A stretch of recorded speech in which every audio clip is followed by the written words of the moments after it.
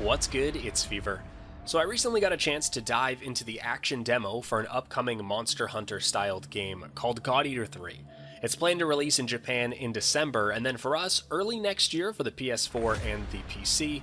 Now, I've never really been a God Eater fan, but I've been aware of the franchise for a while now and have still reluctantly played most of the games because there are so large enemies. I believe they call them origami in this game, but either way, you kill these monsters, get materials and parts to upgrade your gear, and then take on more monsters, stronger monsters, and repeat that process, trying out different weapons and playstyles as you go.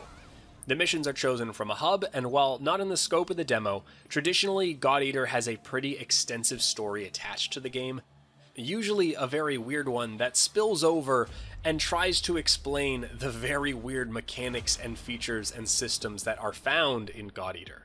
But we're not digging into the story or setting much in this video. I do appreciate that thematically and so aesthetically, the game looks much different than others in the genre. You have this kind of anime-influenced futuristic take on everything. It's clear to see in the enemy types, which sometimes look like giant robots or demons or just generic nightmare fuel. And the levels tend not to be mountains and forests, but instead cityscapes, tunnels, labs, and even the weapons. This style of game always has over-the-top weapons, and God Eater is no exception. But even with the familiar types of weapons, they look and act way different. Something unique to God Eater is you choose both a ranged and a melee weapon, or if we're going to use the correct terminology, God Arcs. Which I believe in general, the ranged weapons tend to only have intermittent effectiveness, whether that's a cooldown or ammo. It prevents you from being able to just be in the safety of range all the time, which I don't think was the case in earlier games and might change in the full release through upgrades and progression.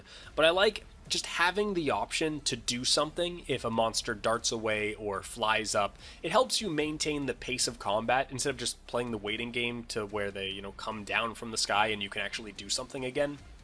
And for the melee-styled weapons, not only do they look different, but I guess after Bloodborne, people would consider these trick weapons, weapons with alternate forms. The weapons themselves are this weird mixture of bio and mechanical, and you'll see some really cool animations and moves to that effect, all just adding a bit to each of the weapon, which in other games are cool, but typically are much more straightforward and bland and by the book.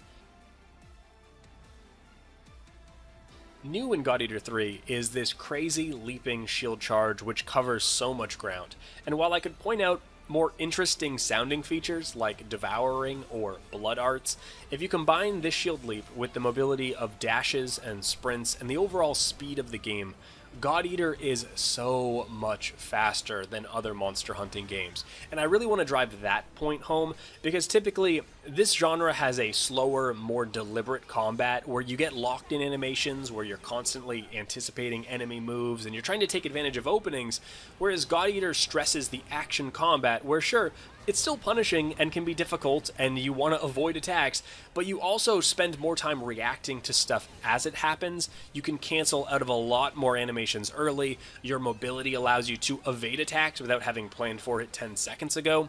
And this much faster combat, combined with over-the-top visuals and movesets and attacks, and a kind of speed and urgency to combat, just makes God Eater 3 really fun to play. In a different way, actually, than the rest of the genre.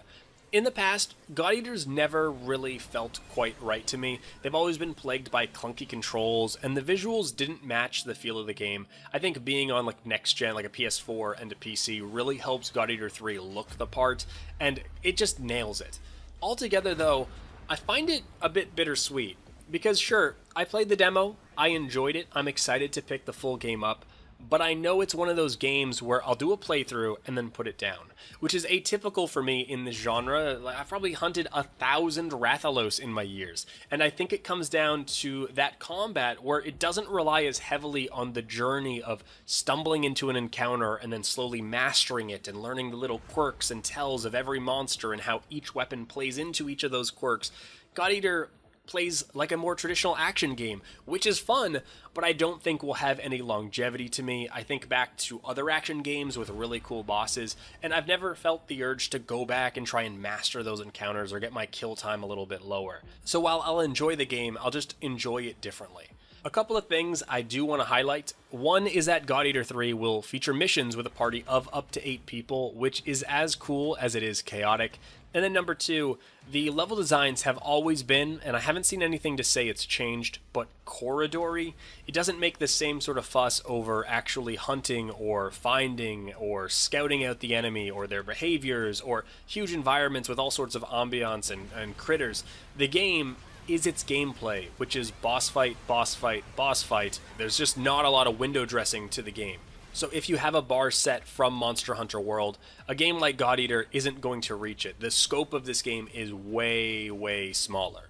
Now I'll touch back on the game closer to release when we have a better idea of how progression will go, how many origami there are, what kind of unique missions there are, game length, etc. Since we've only seen such a small amount of the game, so it's kind of good to go into